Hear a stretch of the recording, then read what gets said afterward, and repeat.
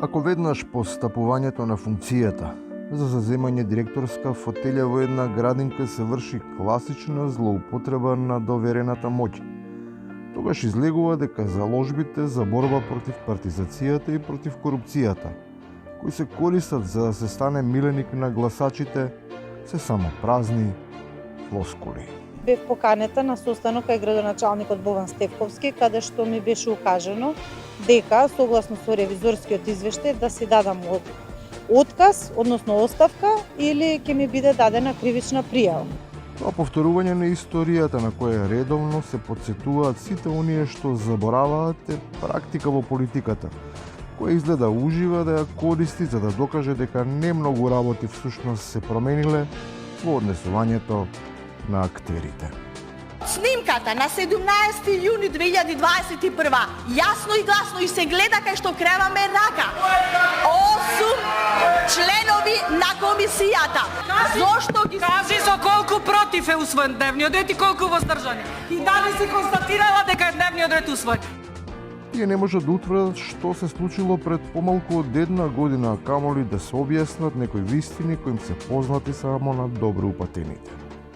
Додуша тоа се изучени историчари со диплома, но изгледа заглавиле на лекцијата за нечии желби за излез на топлото море. Повторно го сонуваат тој Сан Стефански сон, а тоа е за една голема Бугарија, односно Бугарија на две мориња, на, како се вика, да излегува и на Црното море и на Јадранското море. Без намера да се интерпретира елоквентноста на авторот на оваа теза. Сепак, треба да биде јасно дека меѓу Јадранот и Егеот има огромна дистанца или поточно еклатантна, што е всушност и намерата на следниот во низата, кој за разлика од географската направил сериозна литературна грешка. Иако ова не е единствен случај во кој досега се покажало дека постои спрега меѓу црквата и одредени политички збиднувања, но е најелоквентен пример дека тоа не сме и да се случува. Примери за елоквенција има навистина многу, иако постојат и такви кои немаат таа дарба, бидејќи тешко може да се објасни конструкција во која се вели дека некој сака да биде викан прекар.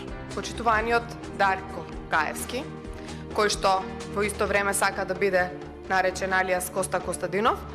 И на крајот, на сите оние на кои тоа не им е јасно, постои толкувач, кој како беше констатирано дека некои работи не сака да ги кажа, ама ги кажува, сега се истакнува како олеснувач во преводот.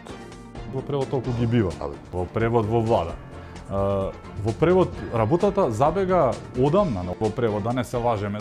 Во превод, да не речеме во недостиг на инспирација, го затвараме и овој магичен круг.